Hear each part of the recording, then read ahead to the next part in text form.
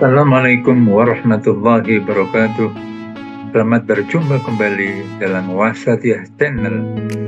Pemirsa yang berbahagia, kita jumpa dalam vlog ke-54 yang akan menyajikan sharing dengan tema pemakzulan presiden dan akrobatik petualang politik.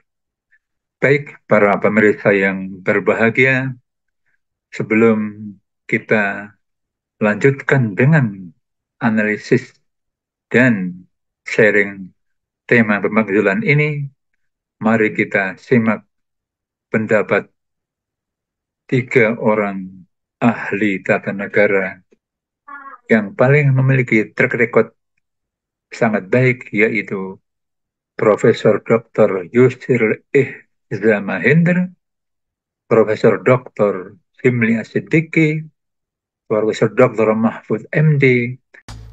Pakar hukum tata negara Yusril Ihza Mahendra menilai petisi yang meminta pemakzulan Presiden Joko Widodo merupakan hal yang inkonstitusional. Pasalnya hal ini tidak sejalan dengan ketentuan pasal 7B Undang-Undang Dasar 1945.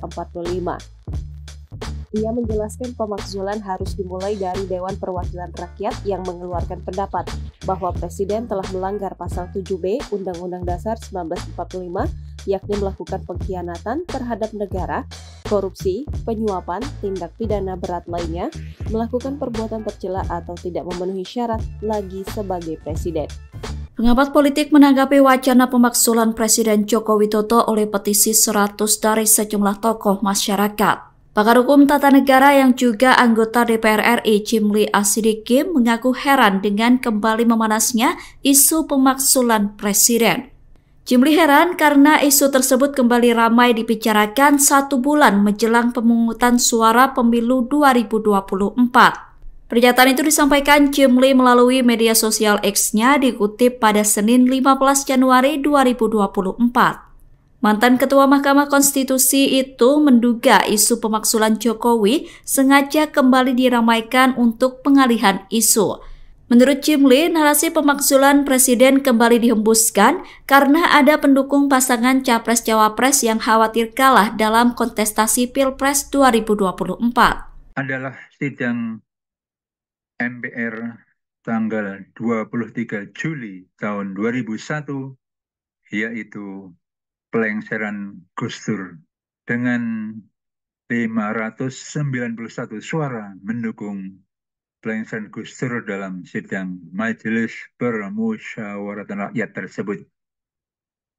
Di balik proses pemakzulan, kita tahu semua ada penggagas utama, yaitu Profesor Dr. Amin Rais dengan restu para ketua umum politik saat itu, tak terkecuali Ketua Umum Partai PDI Perjuangan yang sekaligus menjabat sebagai Wakil Presiden Republik Indonesia saat itu, yaitu Ibu Megawati Soekarno Putri.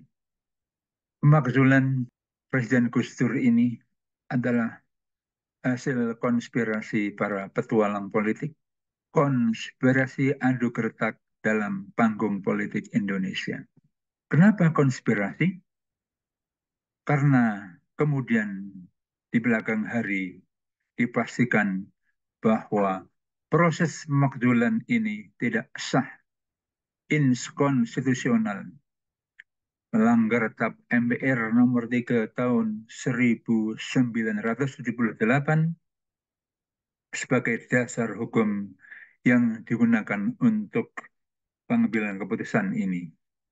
Sebagaimana secara resmi dijelaskan oleh Profesor Dr. Mahfud MD, seorang ahli tata negara dan sekaligus Menteri Menko Polhukam, bahwa memorandum 1 dan 2 yang mengawali proses pemakzulan ini tidak ada hubungannya dengan keputusan sidang istimewa yang memutus pelanggaran dan pemakzulan Presiden Abdurrahman Wahid.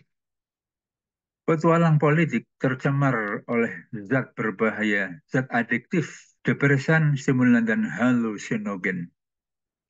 Zat inilah yang membuat ketagihan pada saat mengalami situasi unsecure, petualang politik tidak bisa lepas dari zat adiktif ini.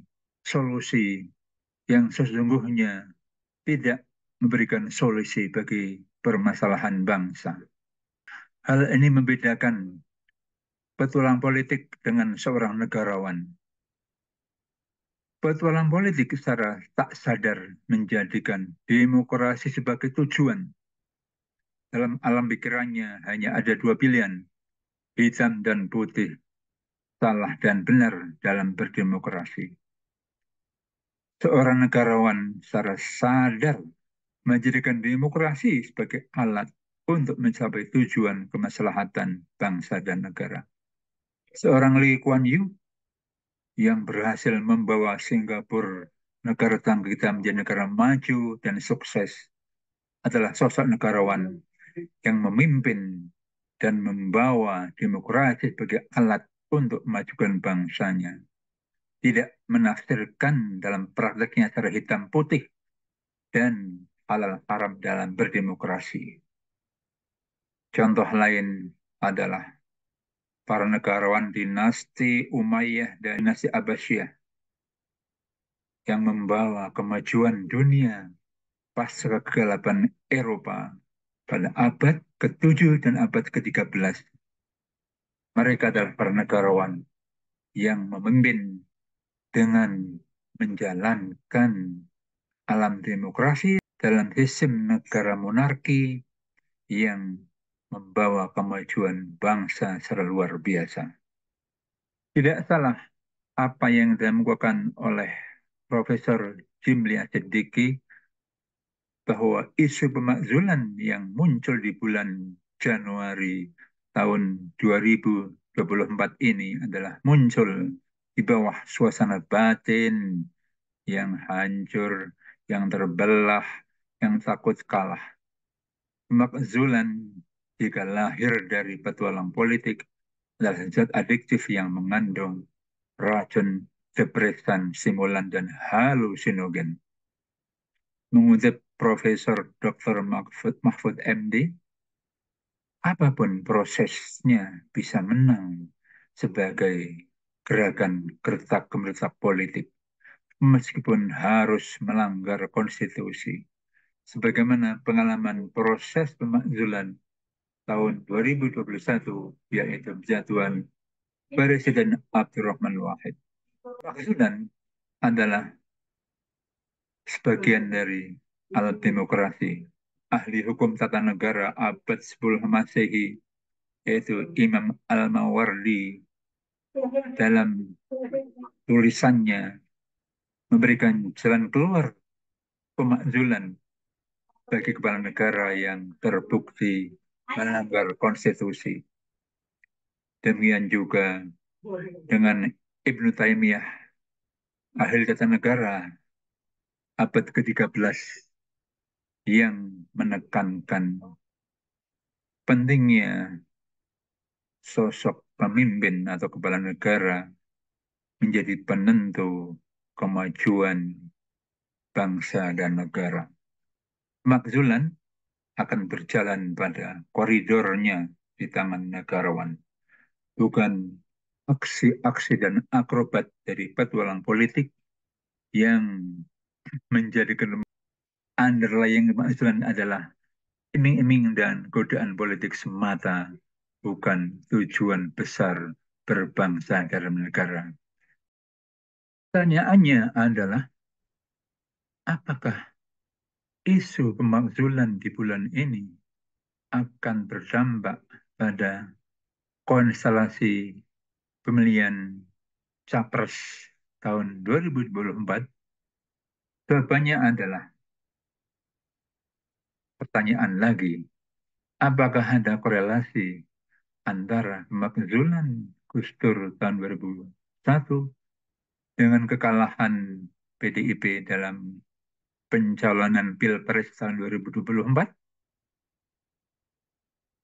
Dan berikutnya jawabannya adalah, apakah Gus Dur merasa dikhianati oleh Amin Rais dan Megawati kala itu? Ingat, selain totalitas usaha untuk meraih kemenangan, jika berharap pada keadilan alam semesta dan jika percaya kepada approval Tuhan, maka berjalanlah di real negarawan dan jangan menjadi pelaku akrobatik petualang politik. Demikian, semoga pesan ini menjadi renungan kita bersama dan semua langkah perjuangan kita tidak dicemari dengan godaan-godaan yang mengarah pada zat adiktif, depresan, stimulan, dan halusinogen. Demikian, kita sambut vlog berikutnya. Wassalamualaikum warahmatullahi wabarakatuh.